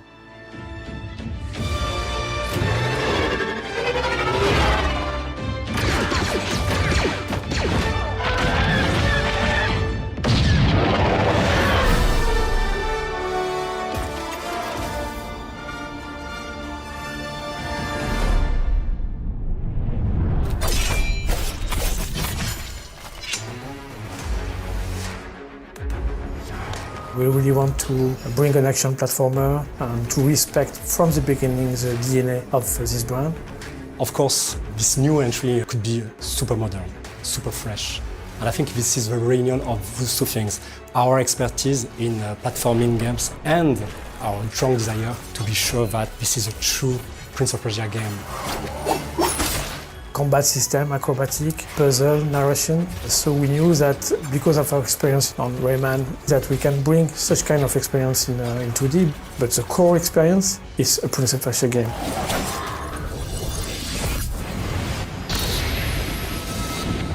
Sargon is a brand new character in Prince of Persia: The Lost Crown. He's the youngest of the Immortals. The Immortals are an elite warrior team.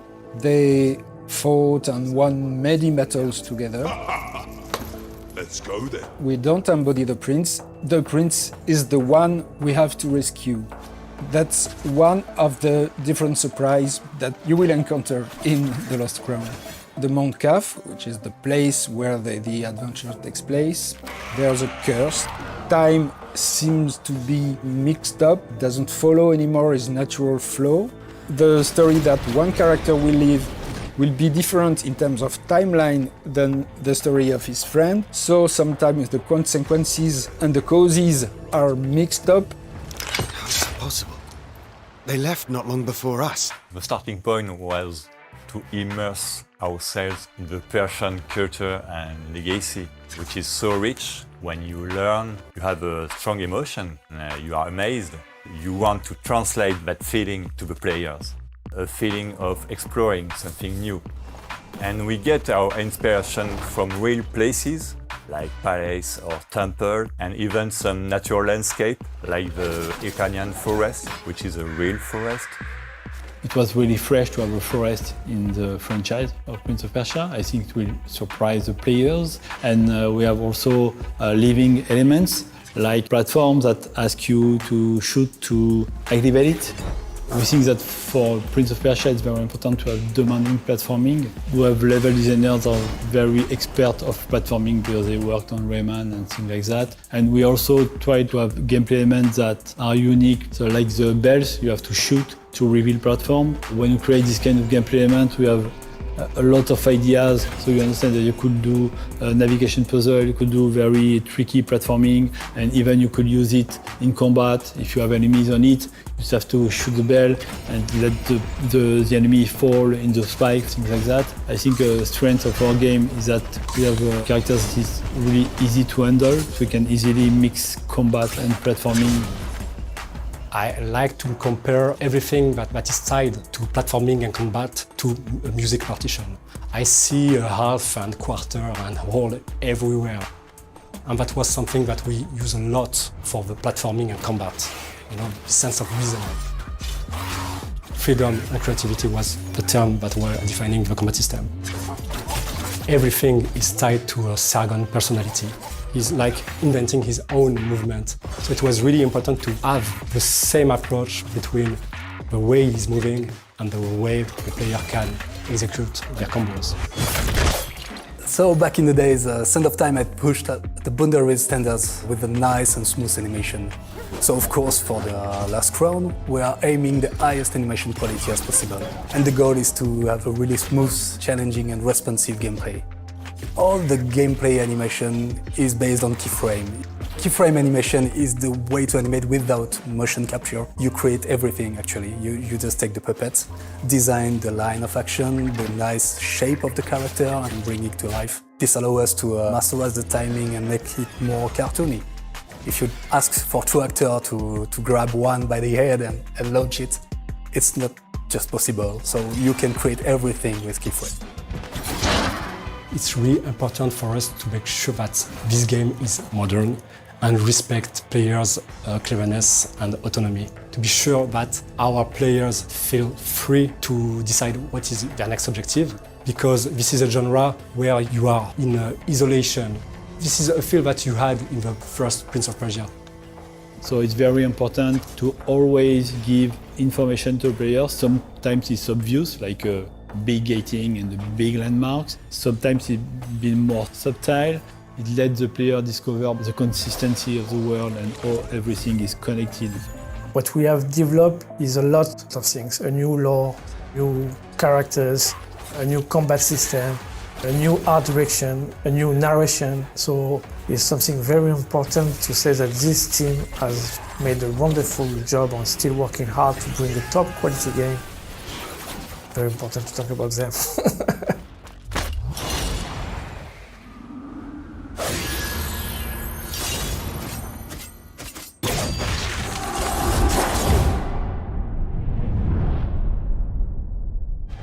Hello, I'm Jean-Luc Salah. I'm the art director of Assassin's Creed Mirage.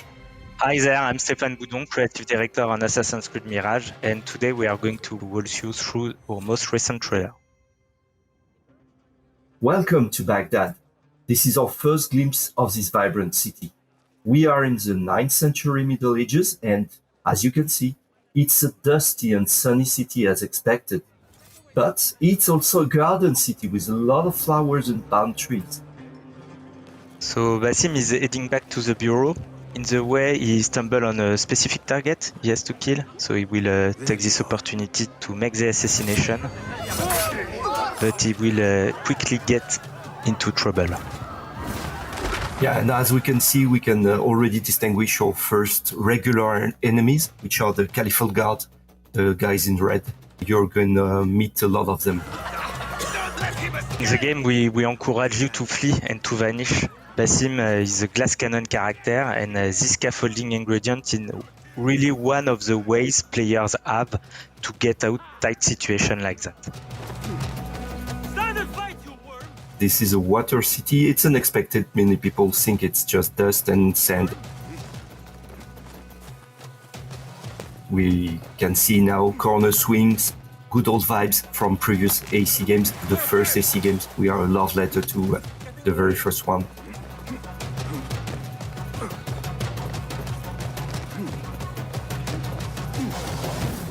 And here is a carpet. If you don't blink, you can see there is an assassin's crest just here. Carpets are part of the world of Mirage. This specific carpet with the assassin's crest on it means you are very, very close to a secret entrance to an assassin's bureau. Alhamdulillah. Alhamdulillah. So in this scene, Basim is coming back from his first assignment for killing one of the main targets of the game. Alhamdulillah, a first of many achievements to come, Basim. Here we meet Abu Jafar. This is one of the historical characters we're going to meet in Assassin's Creed Mirage. He's a genius. He's very important. He's going to provide you good tools. There's still much work to do. While our focus was on Al Ghul, Fulov quietly scouted the city for where we could erect more bureaus. I have found dwellings in 3 districts that are most unassuming. Abid and Rebecca have arrived from Alamut and set off to Al Abbasiyah and Karh. I will make my way to Sharqiya shortly. And I will join Rebecca in Karh, where corruption is as common as the arid air. See Abu Jafar about some things he's been working on. Then come find us. Have a look, Basim. I may have something that is of interest to you. Tools are very important for an assassin. They will help you to deal with complex situations you will encounter inside the game. You will have the possibility to unlock a new tool each time you climb a rank by fulfilling your assignments. And each of your tools can be upgraded as well through a skill tree where you will be able to choose the behavior of your tools to match your playstyle. For instance, you can decide to make the projectile of your blow dart damage your enemies, put them to sleep, or turn them berserk. The contract board is where are gathered all the side faction assignments. Each of them has a specific contractor request also. You might recall from a past game, and you can try to fulfill them to gain more rewards. You can find materials for your tools and your gear, but you can find also a specific token that will help you to open new opportunities inside the mission of Basim. The lighting in Baghdad was the first thing we set up with the artistic team. We wanted to have it right, not to use too much filters and have a kind of natural beauty of the lighting, which is really giving some gorgeous point of views on the city itself at every time of day. So here you can have a glimpse of that. What do you see, Enkidu? From a personal perspective, I grew up in this place of the world, and it was really the first thing I want us to be good at was the lighting, to give me the feeling to be back here, and I think we achieved that. So Eagle Vision is very iconic in Assassin's Creed, but for us it was also a necessary tool to bring back the stealth, moment-to-moment gameplay. So you will more rely on your Eagle Vision when it's come to do infiltration, look out for guards, or check their vision cones. And those vision cones are new to Assassin's Creed Mirage. Social stealth is back. You can use it organically, or you can bribe also merchants group to create a patrol blending opportunity to infiltrate specific areas. When we crafted Mirage, we wanted to be able to change tools quickly to face any situation. That's why we created this wheel, very reactive, very immersive, and that will slow down time to let you react.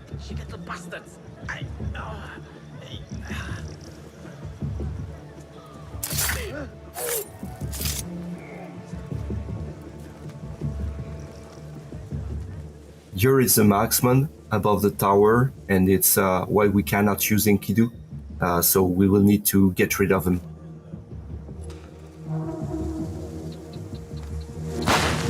Basim used a noisemaker to distract the first guard, but the noisemaker is very noisy and can attract multiple NPC in a given radius. So Basim here quickly reacts with one of his skills letting him the opportunity to use a knife to do a double assassination and avoid very efficiently to spread the alert. Hey!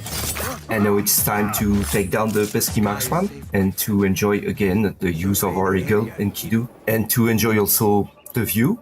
We are actually above the Prince Palace, close to the Tigris River. And we are not just here to enjoy the scenery, but we have a target to find.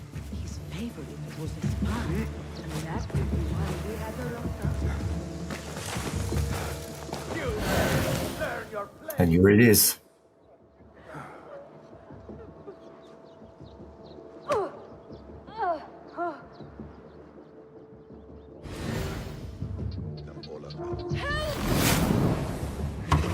Assassin Focus is a new ability for Basim that allows him to quickly chain assassination. It's really a showcase of Basim's incredible agility and mastery. But of course, it's not something you can use at will. Basim will need to perform stealth skills to fill up his Assassin Focus gauge to use this ability. Here we can see Basim planning his assassination, but just before striking, he will land a trap.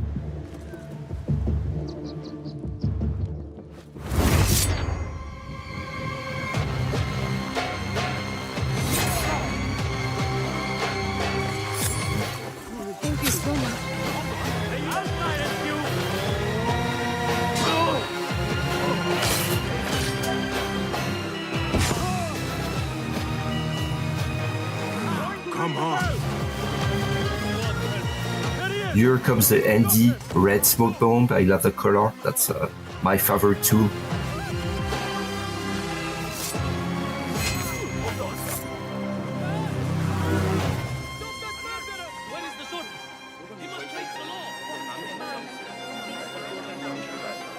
And that's the end of our walkthrough. We hope you learned something new, and we cannot wait for you to play Assassin's Creed Mirage when it comes out in October 12th.